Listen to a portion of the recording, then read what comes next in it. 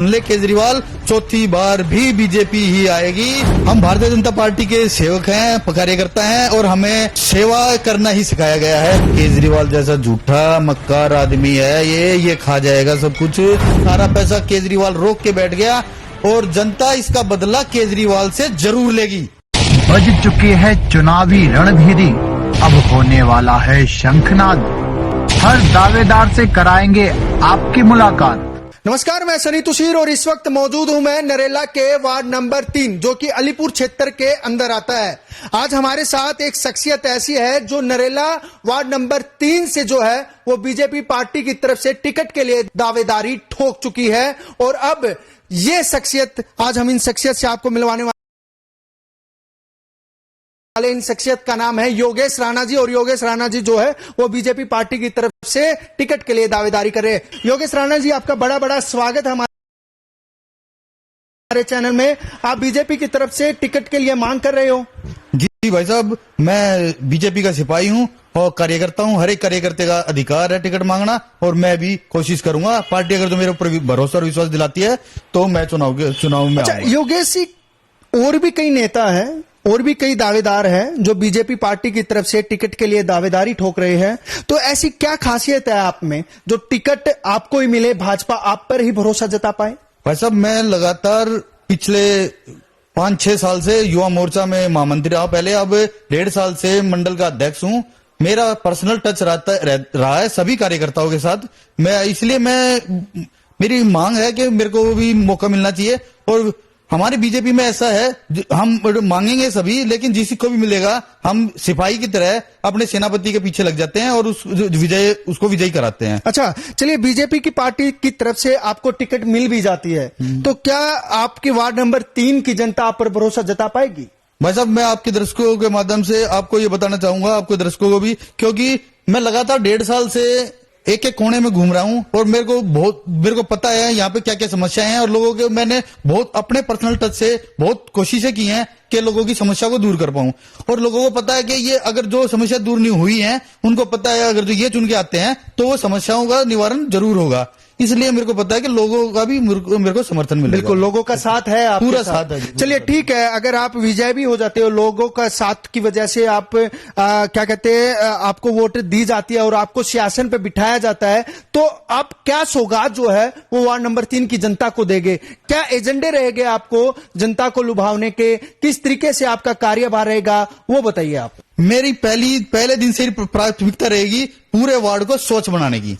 Ward में जो जहां जाते हैं गंदगी दिखाई देती है। अब भी हम बहुत कोशिश कर रहे हैं, लेकिन कुछ कारण हैं जो नहीं हो पा रहा है। लेकिन मेरी पहले दिन से प्राथमिकता रहेगी कि पूरे वार्ड को स्वच्छ बनाना है। दूसरी रहेगी, ये देखा जाता है कि कई बार ना लोगों को मिलना होता है और मतलब हमें लोगों को थोड़ा दिक्कत आती है मिलने में। मेरी दूसरी प्राथमिकता यही रहेगी कि मैं लोगों के बीच में मैं जाऊं, ना कि लोग मेरे पास आए। इसलिए उसी हिसाब से मैं 8-10 ऐसे पॉइंट बनाए जाएंगे जहां पे मैं टाइम टू टाइम वहां पे बैठने का इंतजाम रखा जाएगा। हेल्प डेस्क की तरह हेल्प डेस्क की तरह बनाए जाएंगे, कार्यालय बनाए जाएंगे। वहां पे लोग अगर जो एब्सेंट में भी अगर जो मेरा जो टाइमिंग रहेगी उसके अलग भी वहां पे हमारे ऐसे बंदे रहेंगे जो लोग जाएंगे तो उनकी समस्या का तुरंत निवारण हो। बिल्कुल, ये लाइनें आपने बड़ी अच्छी तरीके से बोली, क्योंकि अक्सर नेता बनने के बाद है ना, लोग मिलने के लिए आते हैं लेकिन नेता जो है वो मिल नहीं पाते हैं।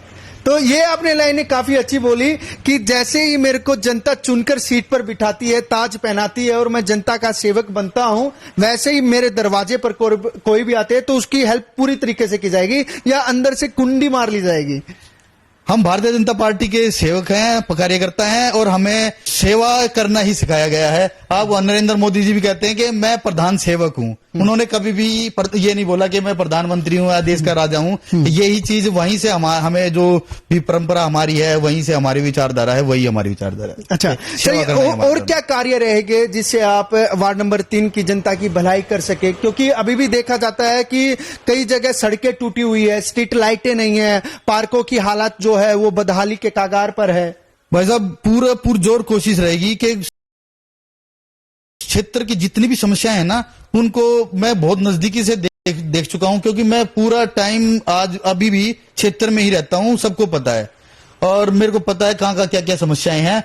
मतलब चाहे वो पार्क की गंदगी हो, पार्क के मेंटेनेंस की हो, दीवार पार्क की दीवार टूटी हुई है, कहीं पे जो हमारे गलत तरीके से कब्जे हो रहे हैं, या आप नालियां नहीं बन रही, या रोड टूटे हुए हैं, गलियां खराब हैं, और कुछ काम हमने अपने एफर्ट से कराया भी है। अपने जो भी हो सकता है हमने शुरू किए हैं काम कभी भी। और ये कोई चुनाव लड़ना कोई इच्छा नहीं है, सेवा करना ही धर्म है, अब एक इच्छा भी है, और अपना परमो धर्म मानते हैं जनता की सेवा करना, और करेंगे, चाहे हम चाहे प्रत्याशी बने और ये चाहे ना बने। अच्छा चलिए, बीजेपी पे भ्रष्टाचार के बड़े आरोप लग रहे हैं कि एमसीडी में बीजेपी की सरकार थी लेकिन भ्रष्टाचार बहुत हुए, और अन्य पार्टियां भी बहुत ज्यादा आरोप लगा रहे हैं। अगर आप आते हो, या आपको लगता है कि बीजेपी की सरकार रही है एमसीडी में भ्रष्टाचार हुए? भाई साहब, हमारे सीनियर नेतृत्व का एक एक पार्षद पर नजर रहती है, कोई भी ऐसी दिक्कत कहीं भी नहीं है, बल्कि हमारे पार्षदों को दबाया गया है, उनको काम नहीं करने दिया गया, हमारे पार्षदों को बजट नहीं दिया, उनका सारा पैसा केजरीवाल रोक के बैठ गया, और जनता इसका बदला केजरीवाल से जरूर लेगी। बिल्कुल। अच्छा, क्या लगता है कि अभी क्योंकि जिस तरीके से चारों तरफ से यही आरोप है, जनता को भी इसी तरीके से बताया जा रहा है कि एमसीडी में बीजेपी की सरकार सबसे भ्रष्टाचारी सरकार है, तो क्या जनता को आप ये बात बता पाओगे, जनता का ये भरोसा आप जीत पाओगे? मैं आपके चैनल के माध्यम से यही बताना चाहूंगा, अगर भ्रष्टाचार होता तो 15 साल तक बीजेपी नहीं होती एमसीडी में। और ये भी कान खोल के सुन ले केजरीवाल, चौथी बार भी बीजेपी ही आएगी, अब 20 साल का कार्यकाल पूरा करेगी और आगे भी आती रहेगी, क्योंकि हमारे लोग सेवा करने के लिए आए हैं, मेवा खाने के लिए नहीं आए हैं। ये देखिए, सेवा करने के लिए आए, मेवा खाने के लिए नहीं आए हैं। ये आपके शब्द बहुत अच्छे थे। चलिए ठीक है, अगर आप कुर्सी पर बैठते हो तो सबसे पहले आपके वे 4 कार्य क्या रहेंगे जो आप जनता के लिए करेंगे? जैसे ही आपको टिकट तो मिल जाएगी, टिकट मिलने के बाद अगर आपको यहाँ के लोग, आप यहाँ की जनता आपको सीट पर बिठाती है, तो सबसे पहले सीट पर बैठते ही वे 4 काम बताइए जो आप जनता के लिए करेंगे। मैं भाई साहब वही बात शुरू से ही बता रहा था कि मेरा पहला ही काम होगा कि सफाई को लेके हम शुरू से ही अग्रेसिव रहेंगे, और पहला काम पूरे वार्ड को चमकाना होगा। उसके बाद जितने भी गलियां टूटी हुई हैं, खराब हैं, उनको सबको बनवाना होगा, पार्क की व्यवस्था होगी, सुंदर वातावरण देना होगा, फिर पार्कों का सौंदर्यकरण होगा। और कई जगह पे ऐसा होता है, हमारे कई गांव ऐसे हैं जहां पे उनकी पहचान नहीं है, निकल जाते हैं, गांव को ही नहीं पता लगता, उनको पहचान देनी है, गांव का गेट बनाना है। इस तरह के कई और बहुत ही काम है, 4 काम छोटे भाई साहब, बहुत काम है दिमाग में। क्योंकि लोगों की सोच अभी ये हो चुकी है कि हम बाईपास से इधर जाते हैं तभी दिल्ली में जा रहे हैं, बाईपास से इधर आते हैं तो हमें दिल्ली अपने आप में कहने को। और ये हमारे जो लोकल क्षेत्र की जो मन की भावना है वो ज्यादा हो चुकी है। क्या ये मन की भावना जो है वो आपके कार्य दूर कर पाएगी? तन मन से धन से कोशिश करेंगे, कोई कोर कसर नहीं छोड़ेंगे। और मैं आपको भरोसा और विश्वास दिलाता हूं, अगर जो जनता ने विश्वास रखा तो सारे काम करेंगे। और सच्चाई में दिल्ली तो यही है भाई साहब, जिसको आज दिल्ली नहीं माना जा रहा। हमारे गांव से तो दिल्ली बनी थी। हमारे गांव हैं जो कई हजार साल पुराने गांव हैं, अभी नई नई कॉलोनी आई है जो 10 साल पुरानी है, कोई 20 साल। असली दिल्ली यही है, और इसी को दिल्ली नहीं मान रहे। हमने गांव को भी सुधारना है, गांव का सौंदर्यीकरण करना है, और पूरी कोशिश करेंगे भाई साहब, कोई कसर नहीं छोड़ेंगे। क्या लगता है आपकी बार फिर एमसीडी में भाजपा सरकार होगी? 100% होगी, 100% होगी। छक चुके हैं झूठे वादों से, और ऊपर का नेतृत्व बैठा है जी, इतना काम कर रहा है कि कोई जनता खुश है मोदी के काम से। तो अब की बार कितने सीटें निकाल लेंगे अब की बार भाजपा से? भाई साहब पहले से ज्यादा ही आएंगी, कम नहीं आएंगी, ज्यादा ही आएंगी। चलिए ठीक है, लास्ट में आप क्या अपने वार्ड नंबर 3 की जनता के लिए संदेश देना चाहते हो, क्या कहना चाहते हो? मैं अपने सभी आपके दर्शकों, आपके चैनल के माध्यम से पूरे वार्ड नंबर 3 के जनता को यही कहना चाहूंगा कि इस झूठ में ना हो। केजरीवाल जैसा झूठा मक्कार आदमी है, ये खा जाएगा सब कुछ।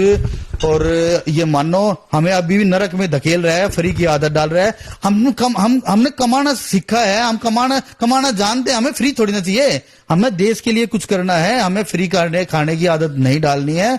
और साथियों, इसी के साथ मैं यही कहूंगा कि लग जाओ, अब इस केजरीवाल को यहाँ से भगा दो, नहीं तो नरक बना देगा दिल्ली को। चलिए ठीक है, मेरा आखिरी सवाल, अगर भाजपा सरकार आपको टिकट न देकर किसी और प्रत्याशी को टिकट देती है और किसी कैंडिडेट को टिकट देती है, तो क्या आप उसका साथ दोगे? भाई साहब, हम सिपाही हैं भाजपा के, भारतीय जनता पार्टी के सिपाही हैं, और सिपाही का काम लड़ाई लड़ना होता है। ये नहीं होता कि किसको सेनापति बनाया है या किसको नहीं बनाया है। एक सिपाही का काम होता है लड़ाई को लड़ना, और हम लड़ाई लड़ेंगे, केजरीवाल के साथ डट के लड़ेंगे। चलिए ठीक है, तो इस वक्त हमारे साथ वार्ड नंबर 3 से बीजेपी की टिकट के दावेदार योगेश राणा जी हमारे साथ थे, और आपने इनके विचार सुने और आपने देखा कि किस तरीके से अगर ये बीजेपी से इनको टिकट मिलती है तो किस तरीके से ये जनता के लिए काम करेंगे, जनता को किस तरीके से ये लुभावने का कार्य करेंगे। आगे भी इसी तरीके से हम आपको और भी प्रत्याशियों से और भी ऐसे कैंडिडेट से मिलाएंगे जो अलग अलग पार्टियों से अभी फिलहाल जो है वो टिकट के लिए अपनी अपनी दावेदारी ठोक रहे हैं, और दावेदारी ठोकने के साथ